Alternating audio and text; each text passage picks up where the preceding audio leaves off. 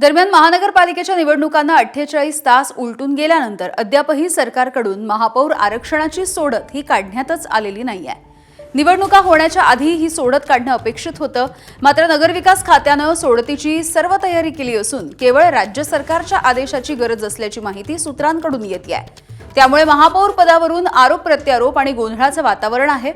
यासोबतच सोडत निघेपर्यंत नवनिर्वाचित नगरसेवकांना अधिकृत शपथही घेता येणार नाहीये।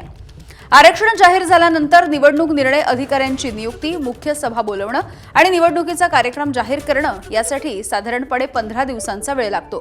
त्यामुळे जानेवारी अखेर किंवा फेब्रुवारीच्या पहिल्या आठवड्यापर्यंत महापौर निवडीचा हा सस्पेन्स कायम राहणार आहे। एबीपी माझा, उघडा डोळे बघा नीट।